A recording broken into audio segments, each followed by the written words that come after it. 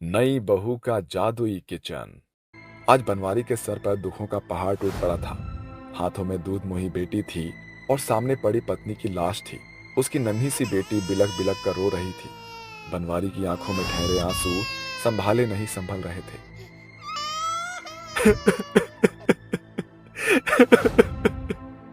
चुप हो जा मेरी रानी बिटिया, तेरी माँ हमें छोड़कर जा चुकी है। बनवारी ने अपनी पत्नी के जाने के गम को बिसार कर अपनी बेटी को पालने पोसने में जीवन झोंक दिया। अब इस गरीब बाप की जिंदगी का एक ही मकसद है। जिस गरीबी की आग में मेरी बीवी मिट्टी में मिल गई, उस आंच में मेरी बेटी का जीवन नहीं झोंकने दूंगा। मैं अपनी बेटी को इतना पढ़ाऊंगा लिखाऊंगा कि उसके हाथों से लोगों का जीवन बच पाए। उस दिन से बनवारी अपनी बेटी को कंधे पर बांध भट्टी में ईंट ढोने का काम करने लगता है। गरीब बनवारी कभी खेतों में खेती बाड़ी करता, उसके कदम कभी घर में नहीं रुकते। गरीब बनवारी अपनी बेटी के भविष्य को संवारने में इस कदर मेहनत करने में मगन हो गया कि उसे गुजरते समय का तकाजा भी नहीं हुआ। ख्याति अपने पिता की मेहनत को देखते हुए मन लगाकर पढ़ती और कक्षा में हमेशा अव्वल अंकों से पास होती। दिन महीने और बदलते सालों के साथ 20 साल में बदल गए। पिताजी पिताजी पिताजी। अरे क्या हुआ मेरी बिटिया? अरे बड़ी खुश लग रही है आज। बात ही इतनी बड़ी है पिताजी, मुझे डॉक्टर की डिग्री मिल गई। बहुत जल्द आपकी बेटी डॉक्टर बनने वाली है। ये सुनकर बनवारी की बूढ़ी आंखों में बरसों बाद खुशी झिलमिलाते हुए दिखाई पड़ती है। तेरे बाबूजी को तुझ पे बहुत गर्व है मेरी बेटी। बस इस पिता के कंधों पर तेरे हाथ पीले करने की एक आखिरी जिम्मेदारी है। कुछ ही समय बाद ख्याति अपने पैरों पर खड़ी हो जाती है, जिसके बाद बनवारी की बेटी की शादी एक बड़े ही रईस घर में तय हो जाती है और राजवती कहती है, कद काठी से तो आपकी बेटी बिल्कुल वैसी है जैसी मुझे चाहिए थी। वैसे बेटी, खाने में क्या बनाना आता है तुम्हें? अपने होने वाली सास का सवाल सुनकर ख्याति का चेहरा खौफ से फीका पड़ जाता है और वो अपने पिता का मुंह ताकने लगती है। तभी बनवारी बात संभालते हुए कहता है, अरे बहन जी बेफिक्र रहिए। अरे मेरी ख्याति बहुत अच्छा खाना बनाती है। हाँ। इसके बाद राजवती चली जाती है और बनवारी अपनी बेटी को खाना बनाना सिखाता है। ये खाना बनाना मेरे बस की बात नहीं है पापा। कभी सब्जी में नमक मिर्च बढ़ जा रहा है तो कभी रोटियां पापड़ की तरह भून जा रही है और चावल तो हर बार कच्चे रह जा रहे हैं। इसमें तेरा दोष नहीं है बेटी। मैंने ही तुझे चूल्हे चौके के काम में पड़ने नहीं दिया। पता नहीं क्या होगा अब। ख्याति हताश होकर टहलने के लिए बाहर निकल पड़ती है। तभी उसे एक बूढ़ा इंसान जो कि एक पेड़ के पास बैठा जोर जोर से छटपटा रहा था। ख्याति अपनी परेशानी भूलकर भागती हुई वहां आती है। अरे इनका शरीर तो सर्दी के मारे ठंडा पड़ चुका है। ख्याति अपना शॉल बूढ़े को ओढ़ाकर उसके हाथ पांव मलने लगती है, जिससे उस बूढ़े के शरीर में गर्माहट भर जाता है और वो बूढ़ा कहता है, शुक्रिया बेटी, तुमने मेरी जान बचाई है। देख पा रहा हूँ भगवान तुम्हारे हाथों की छुअन और कदमों की चाल से तुम्हारे मन में घिरे चिंता को मिटाने जा रहा है। हाँ। ख्याति अपनी चिंता में खोई हुई उस बूढ़े की बात को नजरअंदाज करके चली जाती है। कुछ ही दिन बीतने के साथ ख्याति की शादी हो जाती है और ससुराल की पहली सुबह बहू जैसे ही किचन में कदम रखती है तो उसकी सास कहती है, बहू, आज तेरी पहली रसोई है। खाने में पूरी और भंडारा आलू बना लेना। नीलेश को बहुत पसंद है। और मेरे लिए सादी रोटियां और हाँ, मीठे में हलवा बना लेना। मैं जरा मंदिर होकर आती हूँ। राजवती के किचन में जाते ही ख्याति गहरी सांस लेते हुए कहती है, मुझे तो खाना बनाना तक नहीं आता। इतना सब कुछ कैसे बनेगा? ख्याति जल्दी जल्दी खाना बनाने की होड़ में पूरी रसोई बिखेर देती है और सर पकड़कर कहती है, अब क्या करूं? पूरा किचन बिखर गया।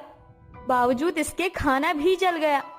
छोले कच्चे ही रह गए और हलवा तो बिल्कुल पानी के जैसे पतला हो गया। काश की किचन पहले जैसा साफ सुथरा हो जाता। बहू के ऐसा बोलते ही किचन का बिखरा सामान अपनी जगह पर पहुंच जाता है।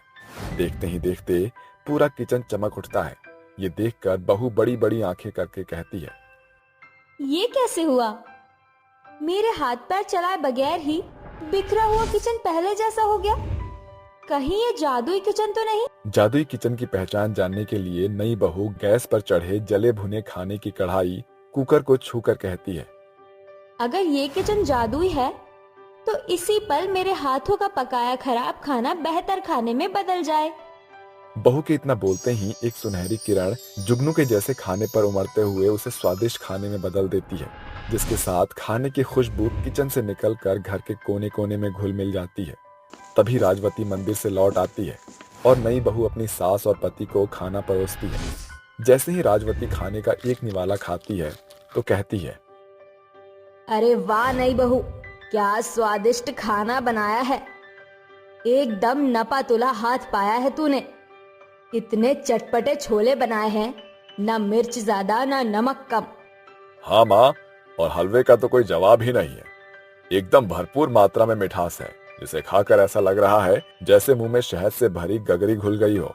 सचमुच बहू, तेरे हाथों में जादू है। अपने पति और सास के मुंह से खुद की बनाए खाने की बड़ाई सुनकर नई बहू इठलाते हुए मन ही मन में बोलती है, अब मैं इन्हें क्या बताऊं कि जादू मेरे हाथों में नहीं बल्कि किचन में है। ऐसे ही समय बीतता है और नई बहू अपने जादुई किचन के कारनामों से हर काम चुटकी बजाते ही कर लेती है। एक रात की बात है।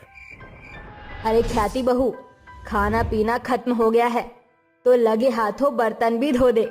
सुबह उठकर खाना बनाने में आसानी होगी।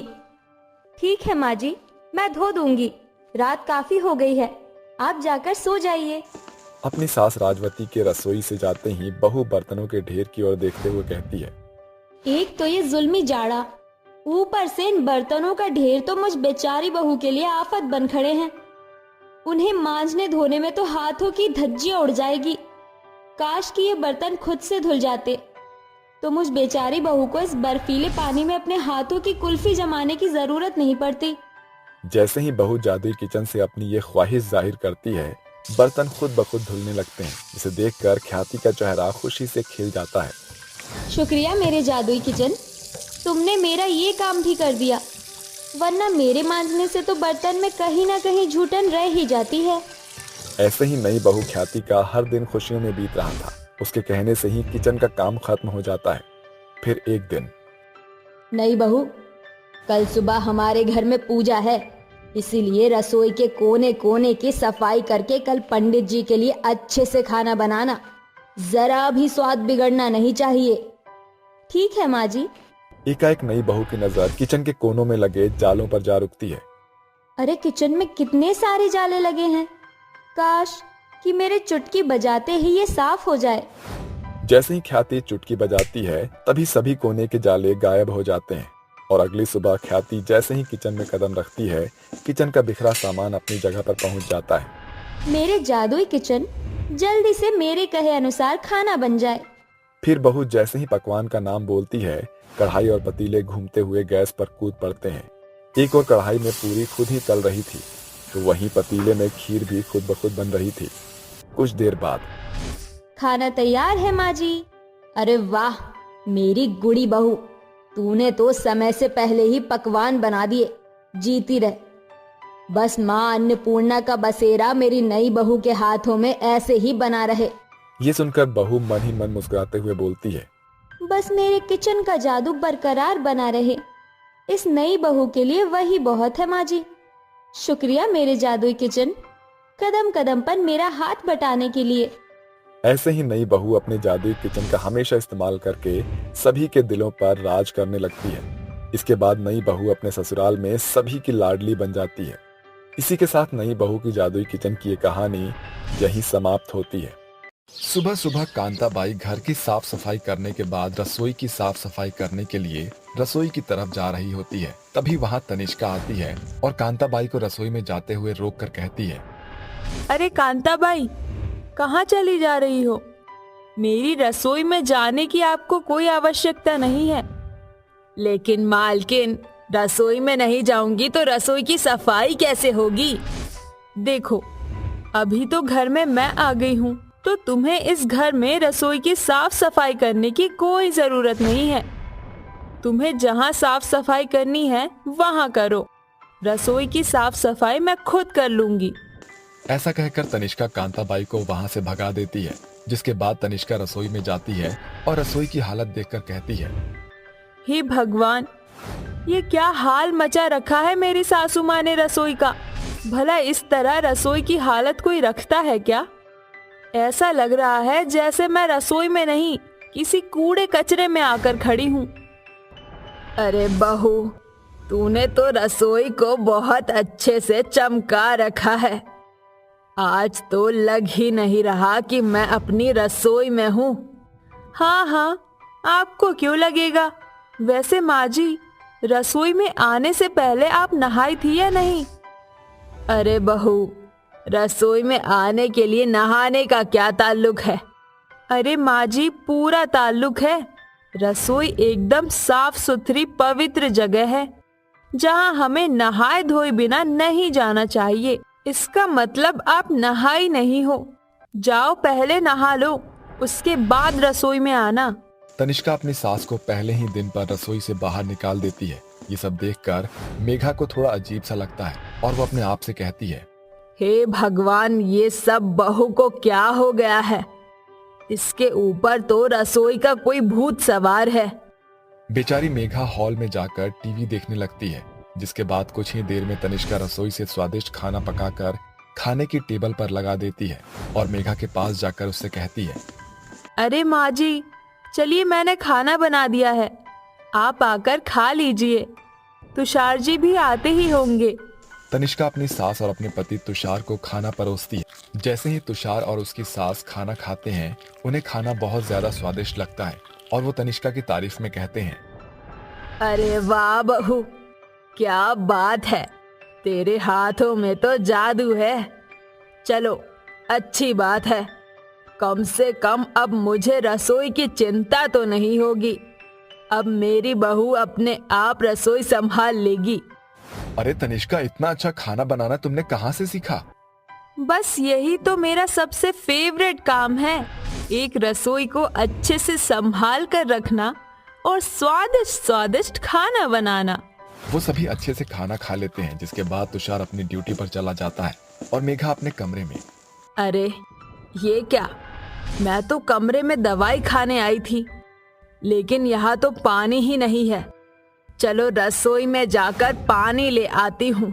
मेघा रसोई में जाकर पानी लेने लगती है। तभी वहाँ पर तनिष्का आ जाती है और अपनी सास को रसोई में देखकर गुस्से से कहती है, अरे ये क्या माँ जी, आप बिना बताए रसोई में आ गई और आपने अभी तक सुबह से नहाया भी नहीं है।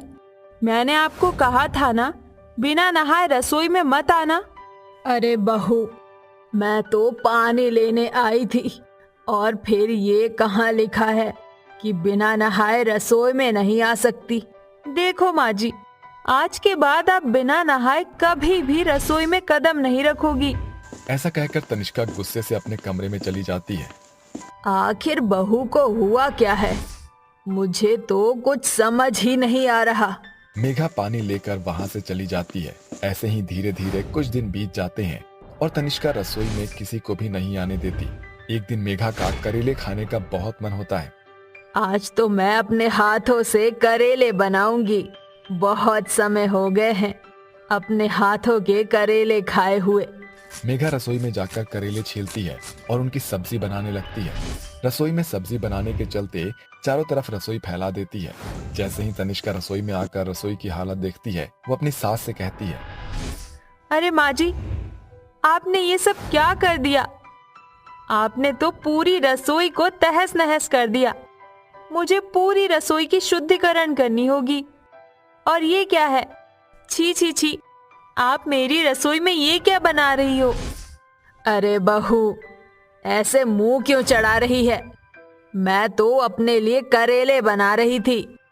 हे भगवान, छी छी छी। अरे माँ जी, करेले कौन खाता है? अरे बहू, करेले तो खाने की ही चीज है। तुझे क्या पता कितनी सेहतमंद सब्जी है करेला। देखिए माँ जी, मैं कुछ नहीं जानती। अगर आप करेले बना रही हो तो अब आप मेरी रसोई को अच्छे से साफ भी करेंगी। मैं अपनी रसोई में जरा भी गंदगी पसंद नहीं कर सकती। अरे मेरी माँ ठीक है, मैं खुद साफ कर लूंगी। अब तो यहाँ से जाओ और मुझे चुपचाप से करेले बनाने दो। मेघा के कहने पर तनिष्का रसोई से बाहर आ जाती है, लेकिन उसे रसोई में अपनी सास को देखकर बेचैनी सी लगती है। थोड़ी ही देर में मेघा करेले बनाकर खाने की टेबल पर ले आती है, जिसके बाद वो अपने बेटे तुषार के साथ बैठकर करेले खाती है। तुषार अपनी माँ से कहता है, अरे वाह वाह, क्या बात है, आपने तो करेले बहुत ही स्वादिष्ट बनाए हैं। आखिर माँ के हाथों का स्वाद तो अलग ही होता है। ओहो, ऐसा क्या बनाया है माँ जी ने? जरा मैं भी तो चख कर देखूं। तनिष्का जैसे ही पहला निवाला खाती है, वो उसे मुंह से तुरंत थूक देती है और मुंह चढ़ाते हुए कहती है, हे भगवान, ये जहर की तरह क्या बनाया है माँ जी आपने? कहीं आपने मुझे जहर तो नहीं खिला दिया? अरे बहू, करेले का स्वाद ऐसा ही होता है, अब तुझे कौन समझाए। देखिए माँ जी, आज के बाद आप मेरी रसोई में कुछ भी नहीं बनाओगी, और अगर आपको रसोई में कुछ बनाना है तो मैं अपने मायके चली जाऊंगी। ऐसा कहकर तनिष्का तुरंत नहाने जाती है और अच्छे से कोलगेट करती है, जिसके बाद वो अपने रसोई को अच्छे से साफ करती है और अपने लिए स्वादिष्ट खाना बनाती है। जिसके बाद वो आराम से टेबल पर बैठकर खाना खाते हुए अपने आप से कहती है, ऐसे तो माँ जी नहीं मानेगी, मुझे ही कुछ करना पड़ेगा। अगले दिन जैसे ही सुबह होती है, तनिष्का नाश्ता बनाकर तुषार और अपनी सास को देती है। जिसके बाद वो अपनी सास से कहती है, माँ जी, आज मुझे बाहर जाना है और रसोई के लिए कुछ सामान लेकर आना है। ठीक है बहू, लेकिन समय से वापस आ जाना। ऐसा कहकर मेघा अपने कमरे में चली जाती है। जिसके बाद तनिष्का एक ताला लेकर आती है और रसोई के दरवाजे पर लगा देती है। जिसके बाद वो अपने आप से कहती है, अब जब मैं बाहर रहूंगी तो कोई भी रसोई में घुस ही नहीं पाएगा। ऐसा सोचकर तनिष्का चाबी अपने साथ ले जाती है और सुबह से शाम तक बाहर ही रहती है। जैसे ही वो शाम को घर वापस लौटती है, तुषार और मेघा गुस्से से उसको देखते हैं और कहते हैं, तनिष्का, ये सब क्या है? अरे तुम कोई 2 दिन की बच्ची हो क्या? रसोई में ताला लगाकर जाने की तुम्हें क्या जरूरत थी? पता है तुम्हारी वजह से आज पूरे दिन माँ भूखी रही है। अरे बहू, रसोई में जाने के झगड़े या रसोई में कुछ बनाने का झगड़ा तो मुझे समझ आ गया, लेकिन तूने तो आज मुझे अपनी रसोई के चलते भूखा ही मार दिया। कम से कम थोड़ा तो मेरा ख्याल रखती। ये सब सुनने के बाद तनिष्का को अपनी गलती का एहसास होता है। जिसके बाद वो अपनी सास और अपने पति से माफी मांगती है। मुझे माफ कर दीजिए, आज मैंने कुछ ज्यादा ही गलत कर दिया। आज के बाद मैं ऐसा कभी नहीं करूंगी माँ जी। अब मुझे बस 10 मिनट दीजिए, मैं अभी आपके लिए कुछ बनाकर लाती हूँ। तनिष्का तुरंत रसोई में जाती है और अपनी सास के लिए कुछ बना कर लेकर आती है। जिसके बाद वो उनके साथ बैठकर पेट भर खाना खाती है। लेकिन उस दिन के बाद से तनिष्का अपनी सास के साथ रसोई के लिए झगड़ना बंद कर देती है। जिसके बाद दोनों सास बहू रसोई में आराम से एक साथ खाना बनाना शुरू कर देती हैं। बॉबी रसोई के अंदर खड़ी होती है और वो यहाँ से वहाँ घूम रही होती है। कुछ कर बॉबी, कुछ कर। अगर तेरी सास को पता चल गया कि तुझे खीर पूरी भी बनाने नहीं आती तो पता नहीं तेरे साथ क्या होगा। बॉबी बहुत देर से परेशान हो रही होती है, क्योंकि उसने कभी खाना बनाना सीखा ही नहीं था, जिसके चलते उसे अपनी माँ की याद आने लगती है। आज माँ होती तो मुझे ऐसे परेशान होने की जरूरत नहीं पड़ती। माँ मुझे पहले ही सब कुछ सिखाकर भेजती। आज मेरी पहली रसोई है और पहली रसोई में ही सब लोग मेरी बेइज्जती करेंगे। अपनी माँ को याद करके बॉबी की आंखों में आंसू आ जाते हैं और वो रोने लगती है। तभी उसकी स्वर्गीय माँ उसके सामने प्रकट होती है। अरे बॉबी, इतनी बड़ी हो गई हो और अभी भी बच्चों की तरह रो रही हो? मैंने तुम्हें बचपन में सिखाया था ना कि कोई भी परेशानी हो तो उसे समझदारी से सुलझाया करो। बॉबी अपने सामने अपनी स्वर्गीय माँ को देखकर अचंभित रह जाती है।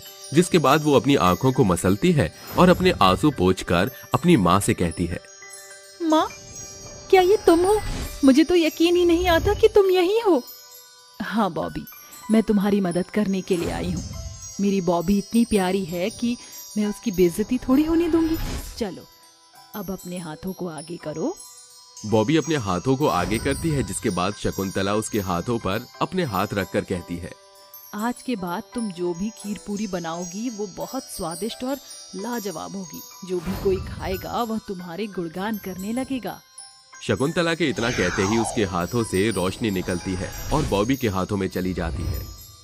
देखो बॉबी, तुम अपने हाथों की खीर पूरी के जादू के बारे में कभी किसी को मत बताना। मगर तुमने किसी को बताया तो तुम्हारा ये जादू हमेशा के लिए खत्म हो जाएगा। आप चिंता मत कीजिए माँ, मैं ये सब किसी को कुछ नहीं बताऊंगी। उसकी माँ के जाने के बाद बॉबी खीर पूरी बनाने लगती है। बॉबी बॉबी आज सब खाएंगे बॉबी के हाथ की खीर पूरी, और ये भी मामूली खीर पूरी नहीं है बल्कि जादुई खीर। बॉबी जैसे जैसे खीर पूरी बनाने लगती है, खीर पूरी के अंदर से बहुत अच्छी खुशबू आने लगती है। तभी उसकी सास उसके पास आती है। अरे बॉबी, कितनी देर हो गई, तुमने अभी तक खीर पूरी नहीं बनाई। वैसे तुम्हारी खीर पूरी में से खुशबू तो अच्छी आ रही है।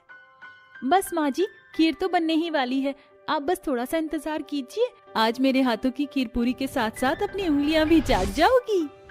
अरे तेरी 2 जेठानियां तो मुझे खीर खिलाकर खुश नहीं कर पाई, तू ही क्या खुश कर पाएगी। फिर भी मैं तेरी हाथों की बनी खीर जरूर खाऊंगी। अरुणा ये कहकर रसोई घर से बाहर चली जाती है, जिसके बाद थोड़ी ही देर में वो खीर पूरी बना लेती है और उस खीर पूरी को सभी के लिए परोस कर सबके पास लेकर आती है और एक एक करके सबको खीर पूरी खिलाती है। जैसी अरुणा खीर पूरी खाती है, उसे खीर पूरी बहुत अच्छी लगती है। क्या बात है, इतनी स्वादिष्ट खीर पूरी तो मैंने कभी नहीं खाई। अरे मैं तो कहता ही था, मेरी बहू बहुत ज्यादा गुणवानी है। देखा कितने अच्छे गुण हैं इसके अंदर। अरे माँ, खीर पूरी तो सच में बहुत स्वादिष्ट बनी है। अब आप अपनी बहू बॉबी को उसकी पहली रसोई में इतनी अच्छी खीर पूरी बनाने के लिए कोई तोहफा नहीं दोगी? तोहफा? हाँ हाँ, क्यों नहीं, अरे जरूर दूंगी। अरुणा अपने कमरे में जाती है और अपनी अलमारी खोलकर उसमें से डायमंड का नेकलेस निकाल कर लाती है और उस नेकलेस को बॉबी को देते हुए कहती है, ले बहू, तेरी दोनों जेठानियां तो इस डायमंड के हार को लेने के लिए कई बार खीर बनाती रही, लेकिन मुझे आज तक किसी की खीर पूरी पसंद नहीं आई। मैंने अपनी स्वर्गीय सास से वादा किया था, जो बहू मुझे सबसे अच्छी खीर पूरी बनाकर खिलाएगी मैं उसे डायमंड का नेकलेस दूंगी। बहुत बहुत शुक्रिया माँ जी आपका। बॉबी को बहुत अच्छा लगता है। वहीं दूसरी तरफ उसकी जेठानियां ये सब देखकर जल भुन जाती हैं। अरे इस नई बहू ने आकर तो कमाल ही कर दिया। ओम फो, कते तू राटे काट रही है ये नई बहू। माँ जी ने मुझे तो कभी कुछ नहीं दिया, जब मैंने इतनी अच्छी अच्छी खीर पूरी बनाकर माँ जी को खिलाई थी। ये तो सरासर नाइंसाफी है। अंजलि के ये कहते ही बॉबी सुन लेती है, जिसके बाद वो एक कटोरी में खीर पूरी उठाकर 1 चम्मच अंजलि के मुंह में डालते हुए कहती है, अरे दीदी, नाइंसाफी आपके साथ नहीं होगी, आप भी जरा खाकर देखिए मैंने खीर पूरी कैसी बनाई है। बॉबी एक के बाद एक चम्मच खीर पूरी की अंजलि के मुंह में डालती जाती है। अंजलि भी शौक शौक में खीर पूरी खाती है। फिर खाने के बाद उसे भी खीर पूरी बहुत पसंद आती है। अरे वाह, ये तो सच में बहुत अच्छी बनी है। अरे दल बदलू, तूने तो मिनटों में पार्टी बदल दी। मुझे तो यकीन ही नहीं होता, इतने सालों से तू मेरे साथ थी और आज नई बहू के साथ हो गई। मैं इसकी हाथ की खीर पूरी कभी नहीं खाऊंगी। रितिका ऐसा कहकर अपने कमरे में चली जाती है, जिसके बाद सभी लोग खीर पूरी खाकर बहुत खुश होते हैं और शकुंतला बॉबी के हाथों की खीर पूरी दोबारा उससे बनवाती है। अरे बहू, खीर पूरी तो खत्म हो गई, लेकिन मेरा मन नहीं भरा। एक काम कर, थोड़ी सी खीर पूरी और बना ले। बॉबी रसोई में जाती है और अपनी जादुई खीर पूरी बनाकर अरुणा के पास ले आती है। आय हाय हाय हाय बहू, क्या खीर पूरी बनाई है तूने, तूने तो मेरा दिल जीत लिया। अरुणा चम्मच भर भर के खीर पूरी खाने लगती है। उसे खीर पूरी बहुत पसंद आती है, जिसके बाद बॉबी अपने कमरे में जाती है और अपनी माँ को याद करते हुए कहती है, अच्छा हुआ जो आज माँ आपने मेरी मदद की। आज अगर आपने मुझे अपनी जादुई शक्ति ना दी होती तो मैं जादुई खीर नहीं बना पाती। लेकिन मुझे ये राज अपने तक ही रखना होगा। अगर किसी को इसके बारे में पता चला तो मेरी जादुई शक्तियाँ हमेशा के लिए गायब हो जाएंगी। अरे आप लोगों ने तो ऐसा सुना ही होगा कि दीवारों के भी कान होते हैं, तो कुछ बॉबी के साथ भी ऐसा ही होता है। वो ये सब कहती ही है कि उसकी जेठानी रितिका ये सब सुन लेती है। अरे वाह, क्या बात है, इस बेचारी भोली भाली देवरानी का राज तो मेरे कानों ने सुन लिया। अब तो बेचारी का जादू भी गायब हो गया होगा। कल सासू माँ जी बहुत खुश होकर इससे सभी पंडितों के लिए खीर पूरी बनवाएंगी। कल पता चल जाएगा कि आखिर इस नई नवेली बहू को खीर पूरी बनाने आती है या नहीं। रितिका बहुत खुश होती है और कल का इंतजार करने लगती है। अगले दिन जैसे ही सवेरा होता है, सुबह सुबह हवन के लिए पंडित आ जाते हैं। बॉबी, मैं चाहती हूँ कि तू अपने इन शुभ और स्वादिष्ट हाथों से हमारे पंडितों के लिए एक स्वादिष्ट खीर पूरी बनाए। जा जल्दी से, फिर बना कर ले आओ। आप चिंता क्यों करती हो माँ जी? अभी देखो मैं कितनी स्वादिष्ट खीर पूरी बना कर लाती हूँ। बॉबी रसोई में जाती है और फिर बनाने लग गई है। वहीं दूसरी तरफ रितिका ये सब देखकर खुश हो रही होती है। कुछ देर में बॉबी खीर पूरी बनाकर सभी पंडित और अपनी सास अरुणा को परोस देती है। खीर खाने के बाद सभी पंडित शकुंतला से उसकी बहू की तारीफ करते हैं। अरे वाह, बहुत स्वादिष्ट खीर पूरी बनाई है जिसने बनाई है। हम उसे नेक देना चाहते हैं, जरा उसे हमारे पास बुलाइए। अरुणा बॉबी को बुलाती है, जिसके बाद सभी पंडित मिलकर बॉबी को अपने हाथों से नेक देते हैं। ये सब देखकर रितिका जलने लगती है और गुस्से से अपने कमरे में चली जाती है। अरे इसके जादुई खेल का रास्ता मुझे पता चल गया था, फिर इसने इतनी स्वादिष्ट खीर पूरी कैसे बनाई? तभी रितिका के सामने बॉबी की स्वर्गीय माँ प्रकट होती है और उससे कहती है, क्योंकि बॉबी बहुत समझदार है। जब उसने अपनी पहली रसोई पर सबके लिए खीर पूरी बनाई थी तो उसके दिमाग में अच्छी खीर पूरी बनाने का सभी तरीका बैठ गया था और इसी वजह से उसने बिना जादू के भी अच्छी खीर पूरी बनाई। तो आप कौन? मैं बॉबी की स्वर्णिम माँ हूँ। ये सुनते ही रितिका अपने कमरे में ही बेहोश हो जाती है। उस दिन के बाद से रितिका बॉबी से बैर करना छोड़ देती है और उसके साथ खुशी खुशी रहने लगती है। सोहनगढ़ गांव में रहने वाले गरीब रामदीन की 5 बेटियां रेखा, सुधा, छाया, गौरी और निशा। एक रात की बात है। रेखा के बापू, कौन से चिंता में डूबे हुए हो? मेरी परेशानी तुम्हें पता तो है गंगा। 5 बेटियां कब जवान हो गई पता ही नहीं चला। जिस गरीब बाप के पास एक बेटी के ब्याह की जोड़ जमा पूंजी भी नहीं, वो 5 बेटियों का घर कैसे बसाएगा? भगवान पर भरोसा रखो रेखा के बापू। अगर उसने हमें गरीबी के दलदल में धकेला है तो वही संभालेगा। वैसे भी जोड़ियां तो ईश्वर बनाता है। वैसे रज्जो ने अपनी रेखा के लिए एक रिश्ता बताया है। अब एक बार लड़के वाले के घर भेंट कराइए। अगली भोर रामदीन एक फीका पुराना कुर्ता पहन लेता है, मगर उस गरीब के लिए वह कुर्ता नायाब और नए से कम न था। वह हलवाई के यहाँ से मिठाई का एक डिब्बा खरीदकर लड़के वाले के पते पर पहुँचता है और झिझकते हुए कहता है, जी नमस्ते, मैं रामदीन। अरे आओ आओ रामदीन, बैठो। चरणजीत बेहद ही चतुर इंसान था। वह मीठे मुंह बात करके लोगों को अपनी बातों की तराजू में तोल मोल लेता था। रामदीन की खूब खातिरदारी होती है। कुछ देर बाद, तो क्या सोचा आपने? देखो रामदीन, तुम्हारा सौदा जरा फीका है। रेखा का रंग सांवला है, मगर बेटियों को रंग के मारे ठुकराना चरणजीत के खून में नहीं। बस तुम 2 लाख रुपए दहेज और 1 तोले की चेन अंगूठी दे दो। बाकी साज सामान तो आजकल राह चलते भिखारी भी भर भर के देते हैं। अरे भाई साहब, अगर एक बेटी होती तो कर्ज लेकर मैं इतना दान दहेज दे देता, मगर इस गरीब बाप के बूढ़े कंधों पर 5 बेटियों के ब्याह का बोझ है। कुछ तो दया कीजिए। देखो रामदीन, मेरे बेटे के लिए रईस घरों के रिश्ते की लाइन लगी हुई है, मगर मैंने तो ये सोचा कि किसी गरीब की बेटी का घर बस जाए। अगर मांग मंजूर है तो शादी पक्की समझो। ठीक है भाई साहब, मुझे मंजूर है। रामदीन ने हामी तो भर दी थी, मगर गरीबी के हालत उसकी आंखों के सामने घिरे जा रहे थे। वह सारे रास्ते सोचते हुए घर की ओर बढ़ रहा था। कुछ देर बाद, सुधा, छाया, गौरी, रेखा, निशा, कहाँ हो मेरी प्यारी बेटियों? अरे जल्दी से यहाँ आओ। क्या बात है बाबूजी, आज आप बड़े खुश लग रहे हैं। ये लो मिठाई खाओ मेरी बच्चियों, रेखा की शादी पक्की हो गई। इस पर चारों बहनें रेखा को बधाई देती हैं। देखते ही देखते शादी की तारीख पास आने के साथ तैयारियां शुरू होती है। अजी, तुमने बताया नहीं, शादी के लिए पैसे कहाँ से आए? खेत बेचकर गंगा। क्या आपने खेत बेच दिया? अरे रेखा के बाद 4 बेटियां और ब्याही बाकी हैं। बगैर खेत के कल को क्या करेंगे, कुछ सोचा है? ये क्या किया? तो मैं और क्या करता गंगा?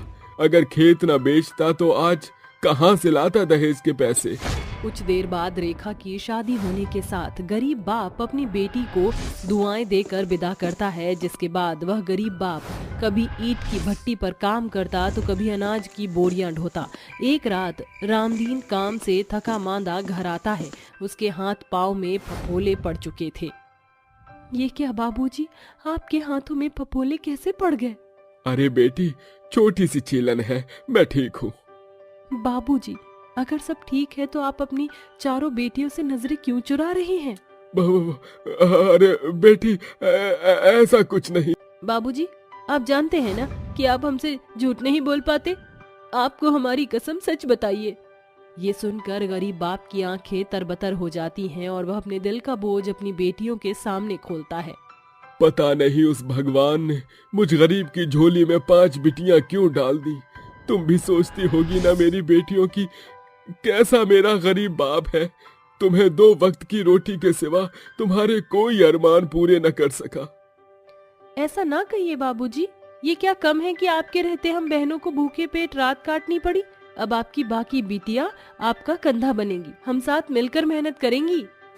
अब रामदीन की चारों बिटिया भी अपने पिता के साथ काम करने लगी, जिसे देखकर एक रोज भट्टी पर काम करने वाला जीतलाल रामदीन की झड़पते हुए कहता है, अरे रामदीन, तू तो बड़ा बेशरम बाप निकला। जवान बेटियों को अपने साथ खटनी करता है, शर्म हया बेच खाई है क्या? अब क्या बेटियों की कमाई से उनका ब्याह करेगा? अरे जब तेरे बस की नहीं थी तो क्या जरूरत थी गरीबी में 5 बिटियां पैदा करने की? जीतलाल की ऐसी बातें सुनकर गरीब बूढ़े रामदीन की आंखों में ठहरे हुए आंसू छलक पड़ते हैं। उसकी नजर जमीन में गड़ी हुई मगर एक बेटी कहाँ चुप बैठने वाली थी। सही कहा चाचा, मगर आप तो बे औलाद हैं, फिर चंदा चाची क्यों खेतों में बनिहारी करती हैं? फिर आपकी नजर शर्म से क्यों नहीं झुकती? सुधा के सच्चे बोल जीतलाल के जुबान पर चुप्पी की चपत जड़ देती हैं। समय बीतता है और जोड़े हुए पैसों से छाया की शादी हो जाती है। यकीन नहीं होता गंगा कि मेरी दूसरी बेटी भी आज घर से विदा हो गई, मगर अभी मुझ गरीब बाप के कंधों पर 3 बेटियों की शादी की जिम्मेदारी है। अजी फिक्र मत करो, जहाँ 2 बेटियों का बेड़ा पार हो गया 3 का भी हो जाएगा। रामदीन बिना रुके मेहनत किए जा रहा था। सारा दिन खेतों में काम करता और ज्यादा पैसे कमाने के खातिर शाम को भट्टी पर ईंट का बोझ ढोता, मगर धीरे धीरे सेहत उसका साथ छोड़ने लगी और आखिरकार उसे बीमारी के बिस्तर ने अपनी चपेट में ले लिया। ऐसे में गाँव वालों ने भी तीनों बहनों पर बंदिशें लगाना शुरू कर दी। निशा, गौरी, सुधा, क्या हुआ मेरी बेटियों? आज इतनी जल्दी घर कैसे आ गई तुम? पता नहीं माँ, खुशियाँ जैसे हम गरीबों के घर का पता भूल गई हैं। कुछ भी समझ नहीं आ रहा। बाबूजी बीमार पड़े हैं और हमें कोई भी काम नहीं दे रहा। अपनी बेटियों की बात सुनकर गरीब रामदीन का मन चिंताओं में घुले जा रहा था और उसकी आंखों से आंसू बहते जा रहे थे। समय बीतता गया, जिसके साथ उनके घर का चूल्हा जलने पर भी आफत पड़ गया। ये दिन दिखाने से अच्छा तो तू मेरी मिट्टी उठा ले भगवान। अभी तो 3 बेटियां ब्याहना बाकी हैं और तूने मुझे बीमारी की जकड़न में घेर लिया। अगर ये बाप अपनी बेटियों का कन्यादान किए बगैर मर गया तो फिर गांव जमाना मुझे धिक्कारेगा। अरे मुझ पर तौमत लगाएगा। कोई तो रास्ता दिखा भगवान। रामदीन कुड़ते हुए ऐसा कह ही रहा था कि दरवाजे पर उसके बचपन का दोस्त दयाराम आ खड़ा होता है, मानो भगवान ने उसकी प्रार्थना का जवाब भेजा हो। रामदीन, मेरे दोस्त, ये क्या हालत बना ली है तूने? अरे दयाराम, तू बरसों बाद यहाँ? तू तो बड़ा बाबू साहब बन ठन कर आया है। अरे भगवान, चाय पानी तो पिलाओ। आज इस गरीब सुदामा के घर में उसका सखा आया है। गंगा जैसे तैसे दयाराम के लिए बगैर दूध के चाय बनाकर देती है। भूल चूक माफ करना भाई साहब, मगर इसके सिवा घर में कुछ नहीं है। दयाराम, इनसे मिल, ये मेरी बिटिया है, सुधा, गौरी और निशा। तीनों बहनें झट से दयाराम के पांव छूकर प्रणाम करती हैं। तीनों बहनों की छवि दयाराम के मन में बस जाती है और रामदीन और दयाराम काफी देर तक बात करते हैं और फिर बस मौत आने से पहले किसी तरह बेटियों के कन्यादान के कर्ज से उबर जाना चाहता हूँ। डरता हूँ कहीं मेरी बाद मेरी बेटियों का क्या होगा। रामदीन, तू तो जानता है मेरे 3 बेटे हैं, तीनों अपने पैरों पर खड़े हैं। शहर में अच्छा खासा कारोबार और घरबार है, बस मकान को घर बनाने वाली बहू चाहिए। अपनी तीनों बेटियां मेरी झोली में डाल दे। दयाराम की जुबान से ये सुनकर गरीब रामदीन की आंखों में खुशी के आंसू झिलमिला उठते हैं और वह कहता है, अरे तूने तो मुझ गरीब बाप को कृतार्थ कर दिया। मेरी बेटियों को इतना अच्छा घर वर मिल रहा है, इस गरीब बाप को और क्या चाहिए। आखिरकार रामदीन की तीनों बेटियों की शादी एक ही मंडप में दयाराम के बेटों से हो जाती है। रामदीन ने कहाँ सोचा था कि उसकी गरीब बेटियों को इतनी ऊंची गृहस्थी नसीब होगी। कड़वा कथन है, मगर आज भी न जाने कितने गरीब बाप के कंधे बेटी के ब्याह के बाद आजीवन सूदखोर के ब्याज और कर्जदारों के बोझ तले दबे हुए हैं। हरिनगर के एक छोटे से गांव में एक विमला नाम की औरत अपनी बेटी काजल के साथ रहती थी। विमला का पति भूपेश अंधा था। एक दुर्घटना के दौरान उसकी दोनों आंखों की रोशनी चली गई थी।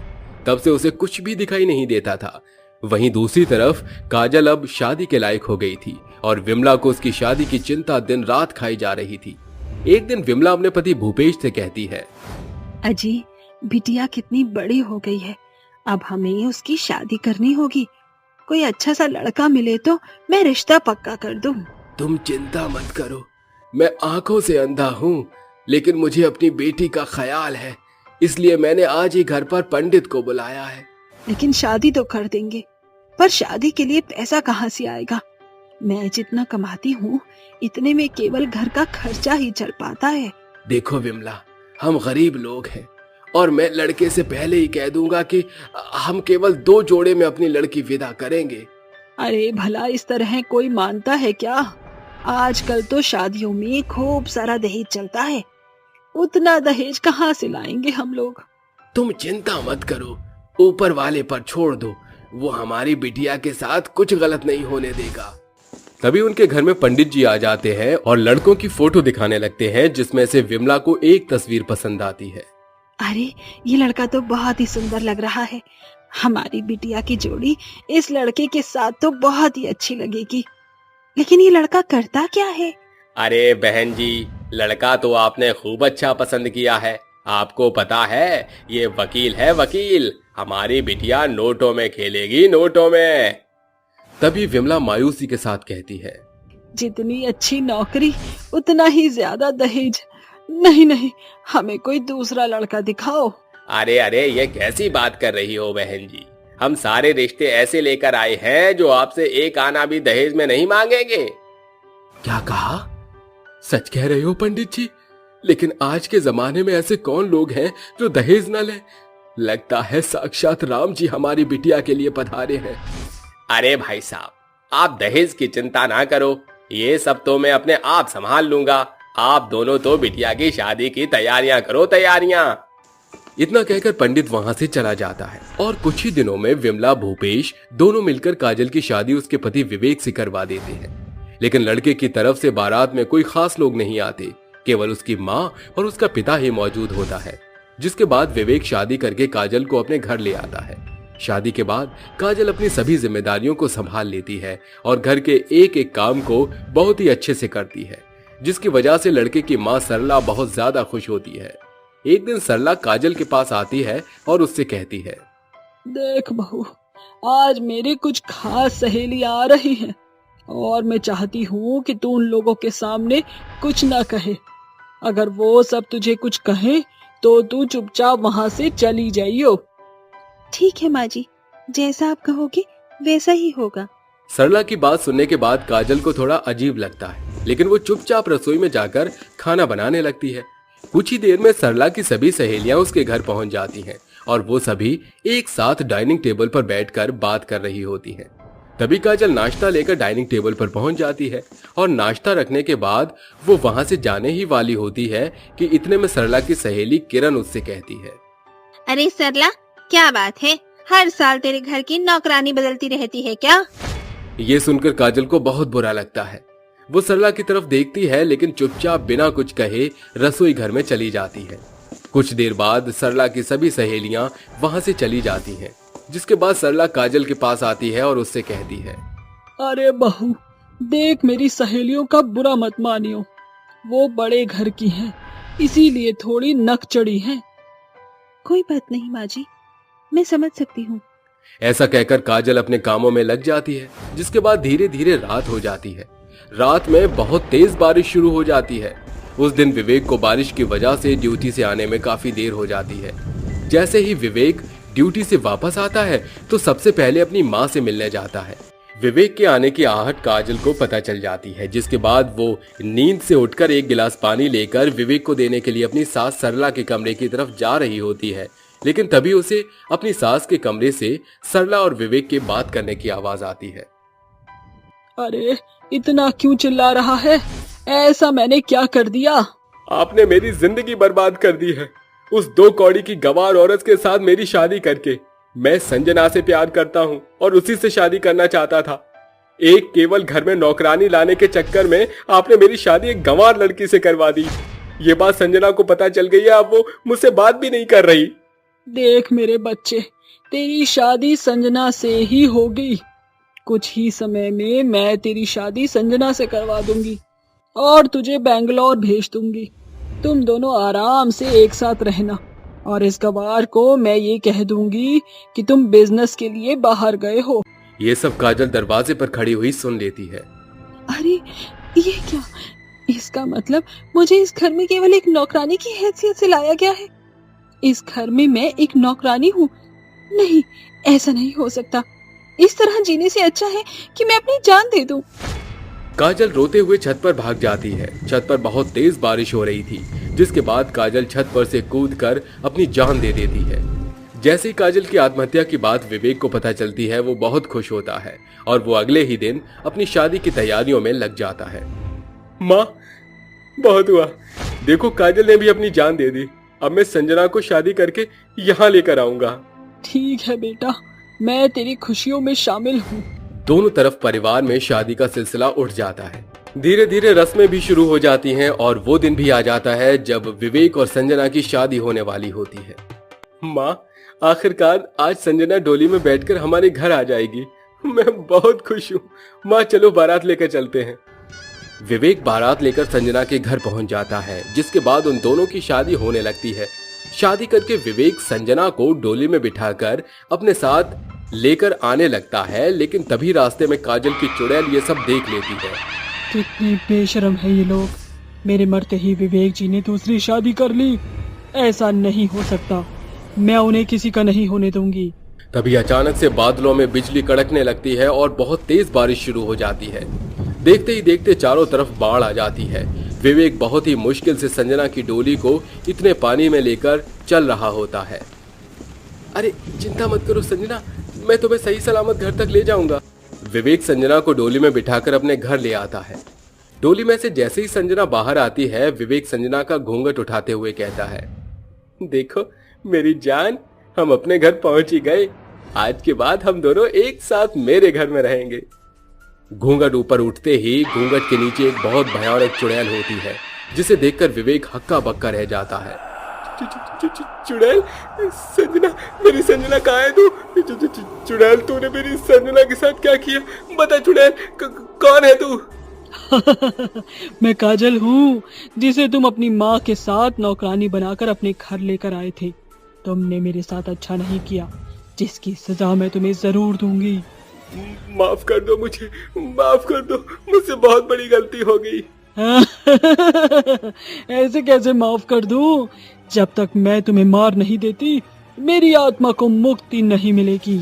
इतना कहते ही चुड़ैल विवेक को मार देती है, साथ ही साथ उसकी माँ का गला घोंटकर उसे भी मार देती है, जिसके बाद चुड़ैल की आत्मा को मुक्ति मिल जाती है और वो वहां से हमेशा हमेशा के लिए चली जाती है।